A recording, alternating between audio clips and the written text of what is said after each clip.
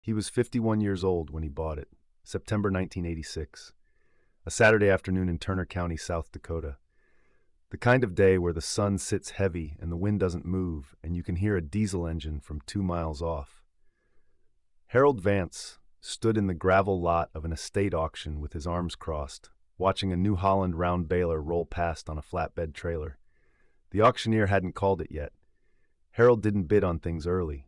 He watched. The baler was a 1982 model, not new, but not used up either. Paint still bright in the places that mattered.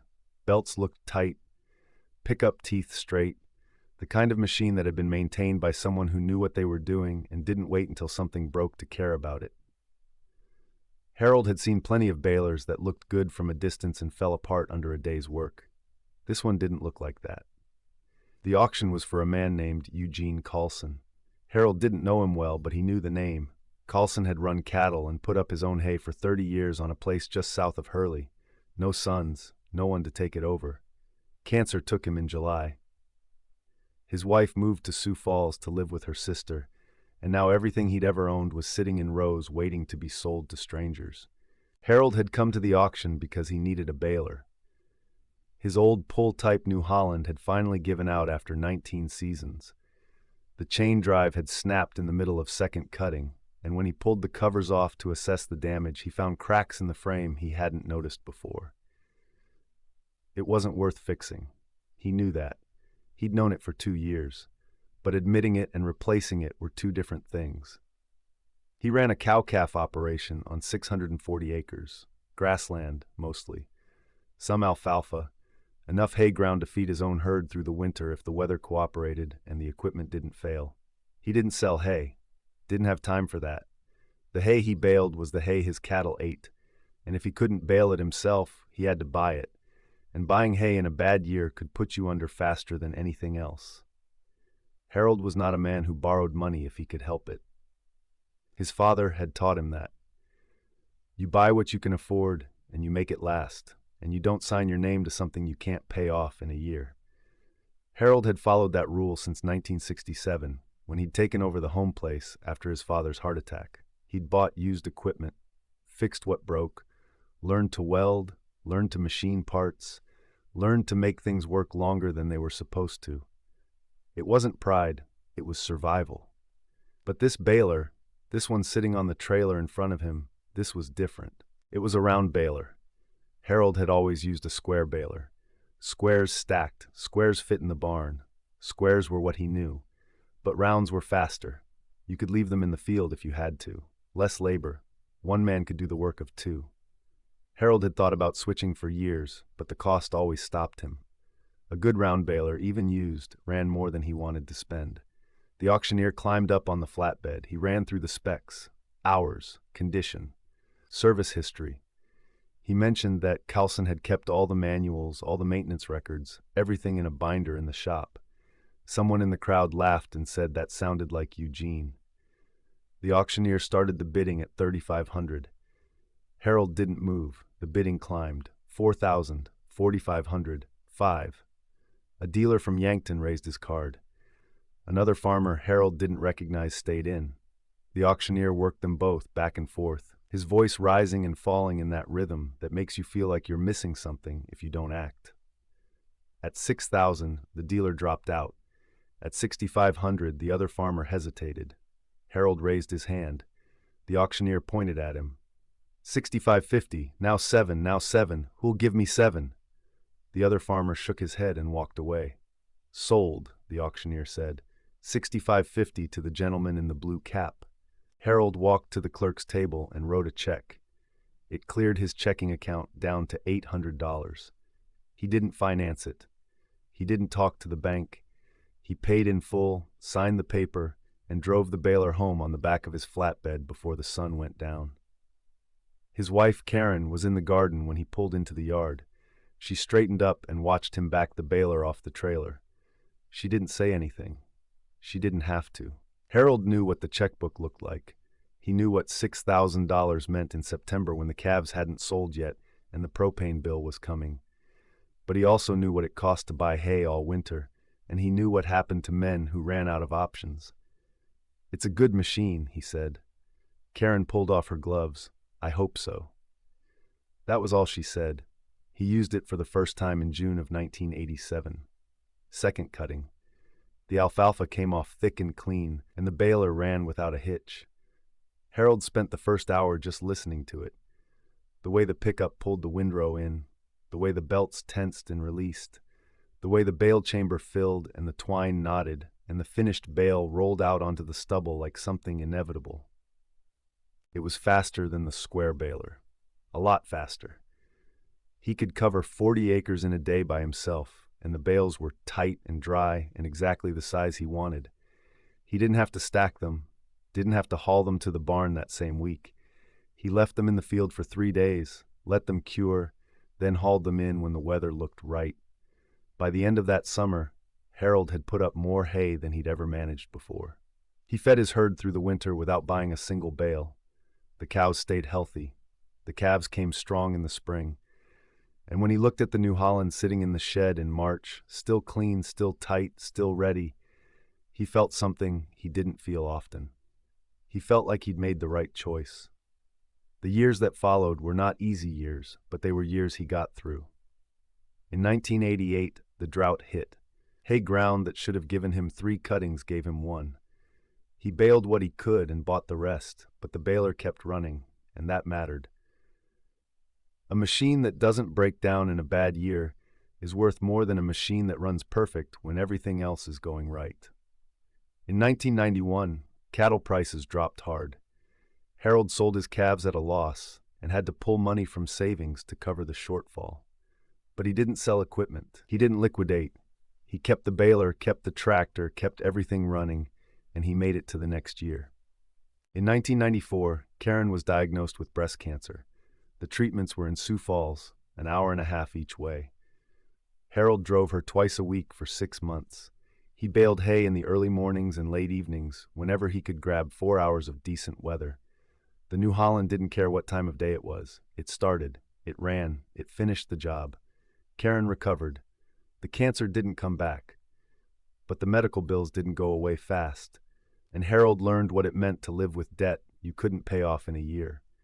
He made payments, he kept current, he didn't miss a single one. But it changed something in him.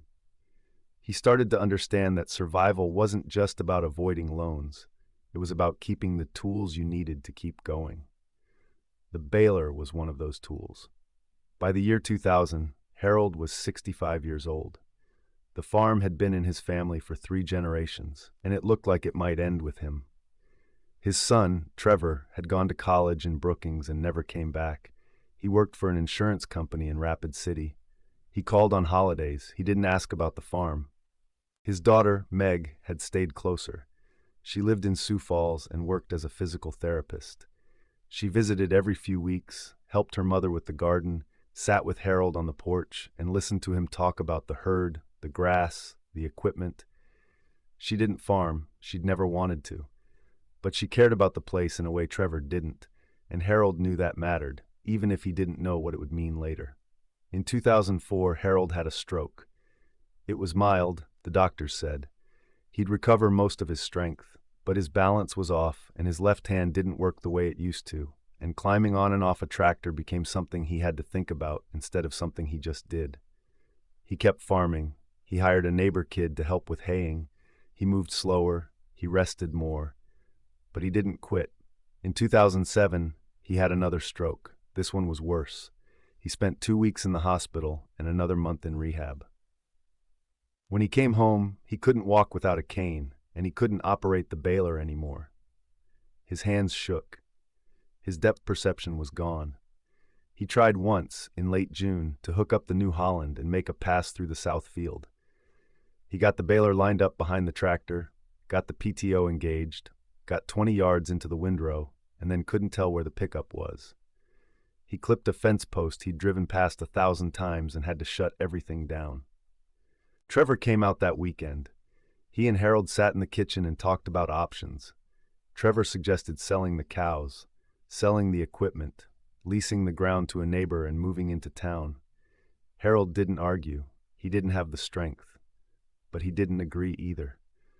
Meg came out the next weekend. She sat with her father on the porch, and he told her he didn't know what to do. He wasn't ready to quit, but he couldn't do the work anymore, and hiring help cost more than the operation brought in. "What do you want to happen?" Meg asked. Harold looked out at the shed where the New Holland was parked. "I want the place to keep going," he said.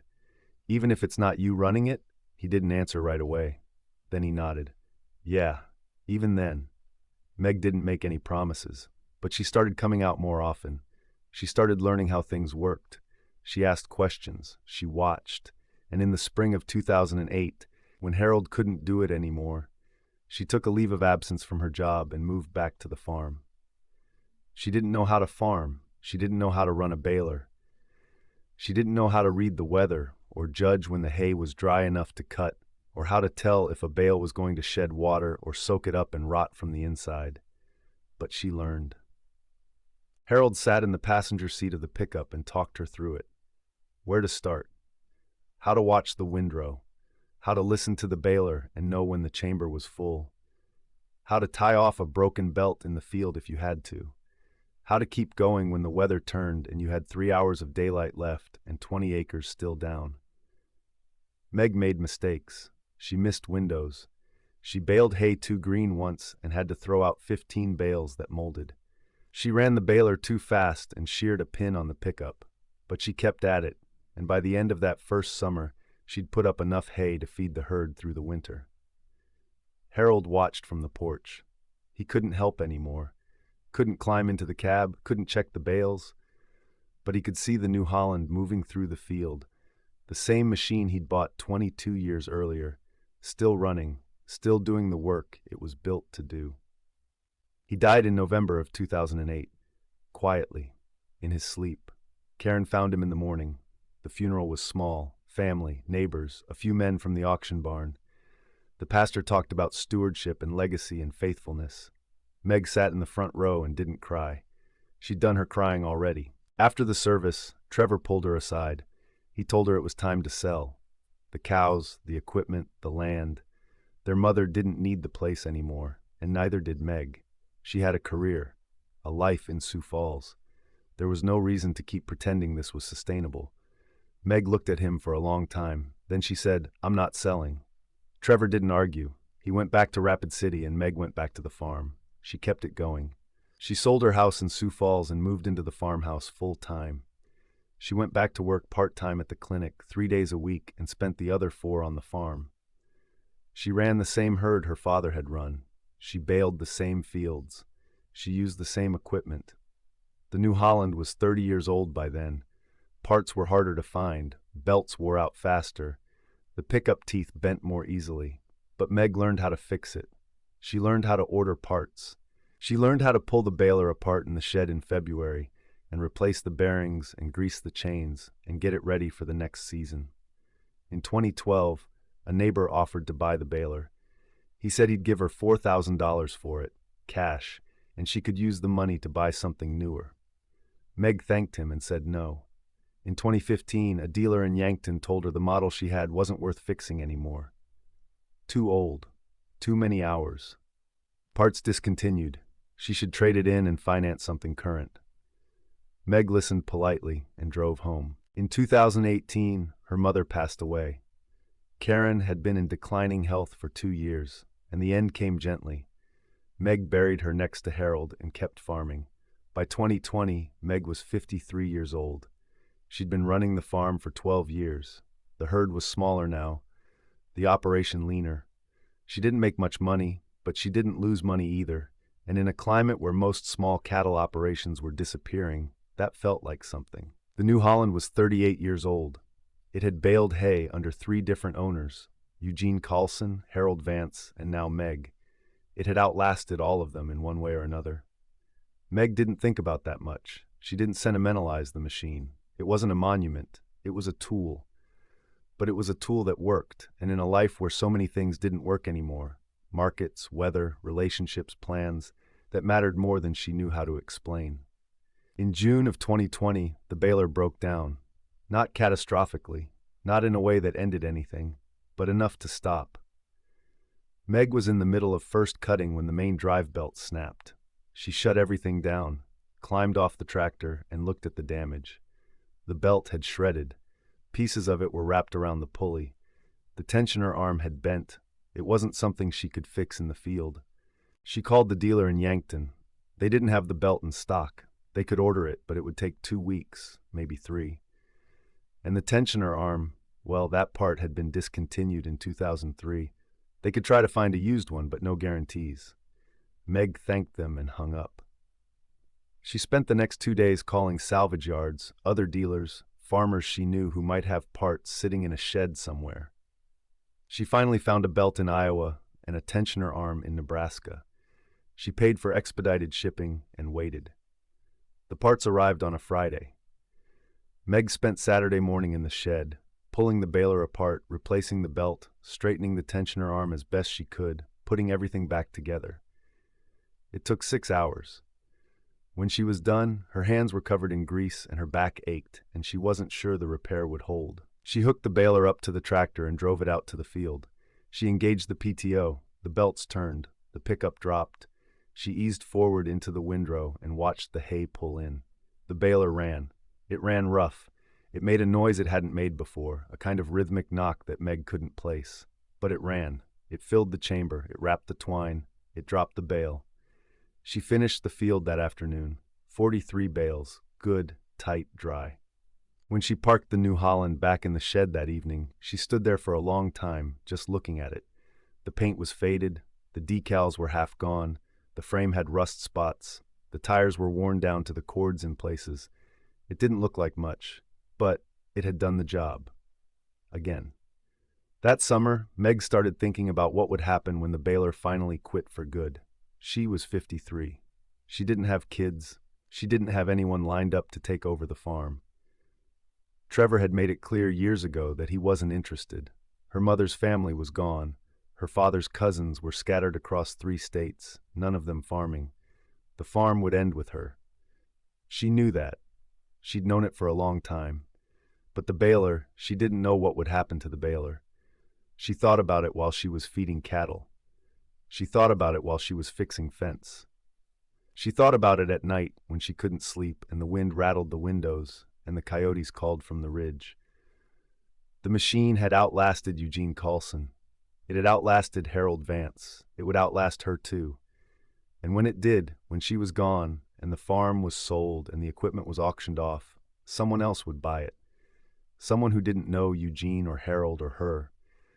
Someone who just needed a baler and didn't care about the history. That bothered her more than she wanted to admit.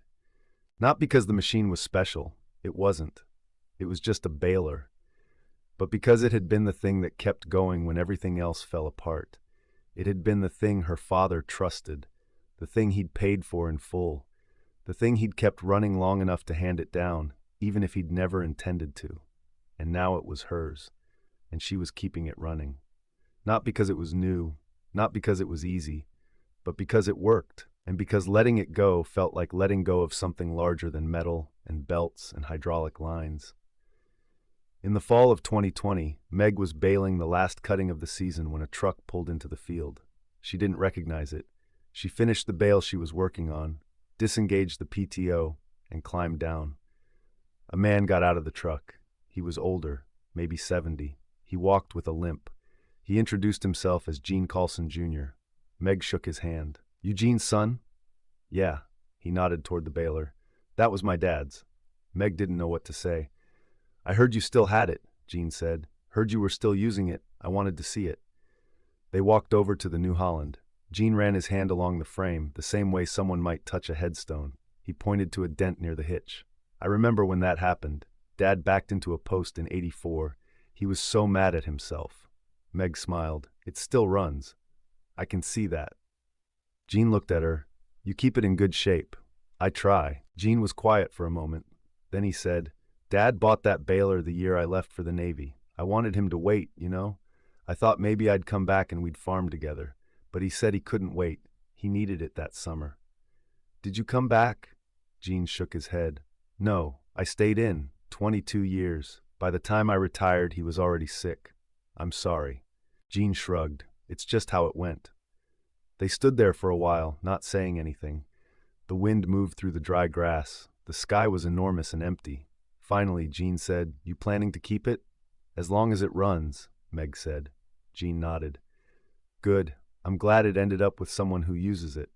He got back in his truck and drove away. Meg watched him go. Then she climbed back on the tractor and finished the field. By the spring of 2023, the New Holland was 41 years old. Meg was 56. Her knees hurt. Her back hurt. She'd started thinking about what came next, though she didn't have an answer yet. The baler was still running. Barely. She'd replaced the belts twice in the last 3 years. The pickup was held together with welds and hope. The twine arms didn't always tie correctly, and she had to stop every 5th or 6th bale to adjust them by hand. It was slow. It was frustrating. It would have been easier to replace it. But she didn't. She didn't because the machine still worked. And because her father had bought it with money he didn't have to spare. And because he'd kept it running long enough for her to inherit it. And because she'd kept it running long enough to prove that his choice, whatever it had cost him, hadn't been wasted. She didn't know if that mattered to anyone else. She didn't know if it even mattered to her in any way she could explain. But when she hooked the baler up in late May and drove it out to the field for the first time that season, and when the belts turned and the hay pulled in and the bale chamber filled, she felt something she didn't feel anywhere else. She felt like she was still connected to something. Not to the past, exactly. Not to her father or his memory or the idea of legacy, but to the work, to the rhythm of it. To the simple fact that hay needed to be baled and cattle needed to be fed, and there was a machine that could do the job, and she knew how to run it. In the summer of 2024, Meg put the farm up for sale. Not because she wanted to, but because the math didn't work anymore. Cattle prices hadn't kept up with costs. Property taxes kept climbing. She was tired. She'd done this for 16 years, and she didn't have another 16 in her. A young couple from Minnesota bought the place in October. They planned to run cattle and horses. They seemed kind. They asked good questions. They walked the fields with Meg and listened when she explained how the water ran and where the grass came in best and which fence lines needed attention. They didn't ask about the equipment. Meg sold most of it at auction in November. The tractor, the stock trailer, the feeders, the smaller tools. She kept a few things. Her father's toolbox, a pair of fencing pliers, a hat he used to wear. And she kept the baler. She didn't list it, didn't put it in the auction. When the auctioneer asked if she was including it, she said no. The young couple who bought the farm didn't need it. They had their own equipment. They didn't ask why she was keeping it, and she didn't explain. She had it hauled to a storage unit outside Sioux Falls. Climate-controlled, secure, expensive. More expensive than it made sense to spend on a 42-year-old baler that didn't run half the time. But she paid for it anyway. She doesn't know what she'll do with it. She doesn't have land to use it on. She doesn't have cattle to feed. She doesn't have anyone to pass it to. But she hasn't been able to let it go. Not yet.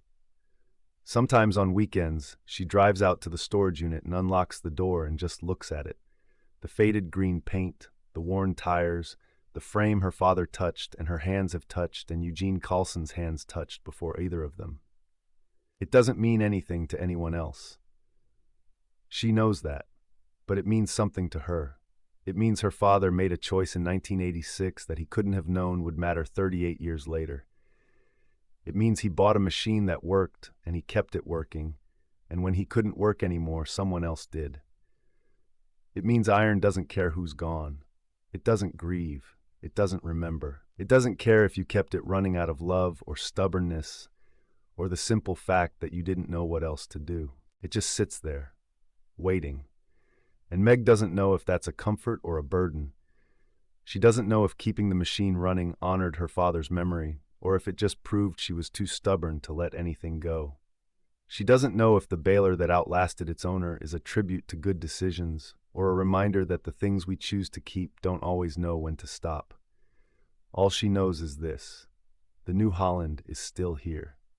Her father is not. And she can't quite bring herself to believe that one of those things matters more than the other.